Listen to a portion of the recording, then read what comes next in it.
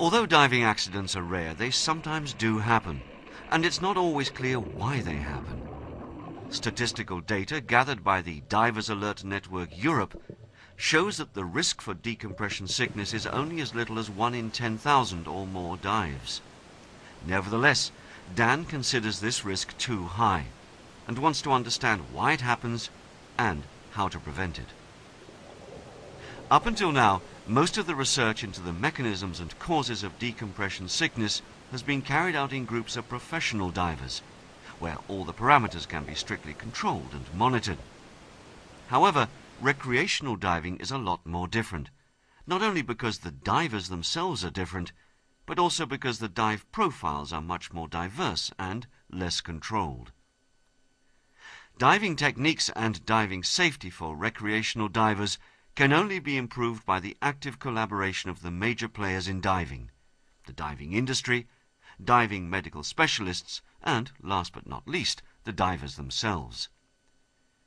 Collecting real-life data on how recreational divers dive is essential to be able to understand when and how diving accidents can occur. Again, Dan is ideally placed to organize this kind of long-term voluntary research. Since 1995, groups of European divers have been collecting their dive data in a standardized way through the research project Safe Dive. Besides filling in a questionnaire, these divers also upload their actual dive profiles to Dan by using special dive computers, the so-called black boxes, made available by the diving industry.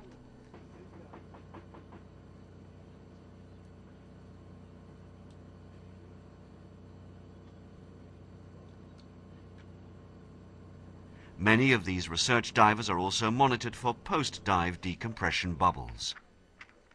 This bubble monitoring is carried out by other divers who have been specifically trained by Dan during research technician courses. Special research kits, composed not only of black boxes, but also of Doppler monitoring devices and MP3 recorders, have been made available to these divers on their normal dive trip or vacation. Between 1995 and 2001, more than 3,000 dives have thus been recorded, with a complete and usable set of data for more than 1,100 dives.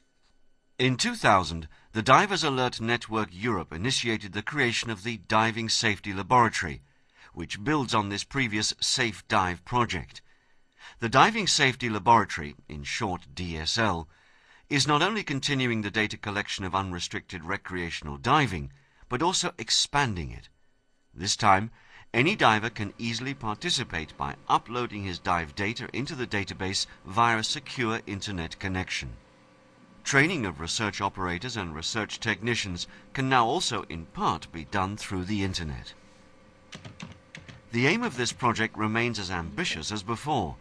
By collecting the data of thousands of dives, it will be possible to find patterns in diving that more often lead to decompression problems.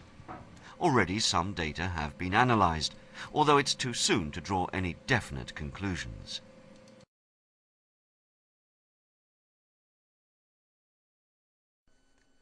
The DSL is set up as a permanent research laboratory where other research projects are also initiated and grow.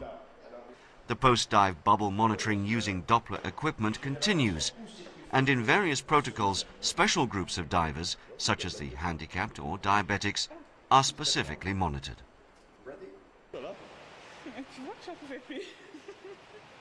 Other factors, such as skin temperature during and after the dive, are possibly related to the number and size of post-dive microbubbles. By analyzing the safe dive data, it could be seen that divers with a colder skin temperature after the dive, as estimated by water temperature and dive time, had more microbubbles after surfacing. This interesting observation is now further tested by monitoring the skin temperature continuously during standardized test dives in different circumstances. Again, this research relies on the active collaboration of the dive industry and volunteer divers. Some of the dives are carried out in a 33-meter deep swimming pool in Brussels, Belgium, where many of Dan Europe's field research projects may be carried out in optimal and safe circumstances. Divers are fitted with high-end temperature sensors and carry out predefined dive profiles in different water temperatures and with different types of thermal protection.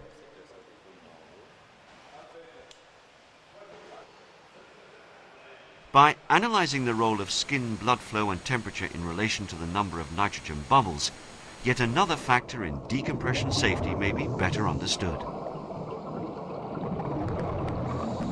An experimental laboratory study was performed based on the analysis of the first 2,000 monitored dives, where 3 groups of 3 divers performed dives in a dry hyperbaric chamber according to different dive profiles, changing the rate of ascent and introducing deep decompression stops.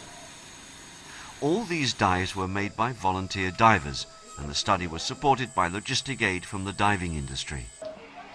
From this study, which was presented at the International Diving and Hyperbaric Medicine Symposium of the EUBS, it became clear that it is indeed possible to make diving decompression even safer than it is today, and that the decompression profiles proposed by today's dive computers, even those that claim to be low bubble grade on the basis of theoretical calculations, may need more extensive field testing and confirmation before they can be universally accepted.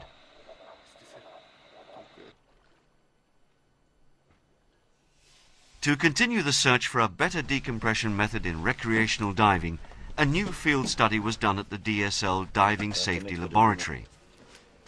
22 volunteer divers were instructed to perform open water dives according to 8 different repetitive dive profiles, each with a different rate of ascent or with a so-called deep decompression stop. After each dive, the divers were monitored for microbubbles. The results of this study have now been published in Dan Europe's Alert Diver and in international scientific medical journals. They seem to confirm the usefulness of the deep stop in reducing the risk for decompression sickness, although more studies are still needed to determine if this is true for all dive depths. The Diving Safety Laboratory has shown that it is possible to perform high-end diving medical research with the enthusiastic participation of recreational divers throughout Europe. The results are sometimes unexpected, but always interesting, because they reflect what's happening in real-life diving. Therefore, Dan Europe is committed to continuing and expanding the DSL for the benefit of all divers worldwide.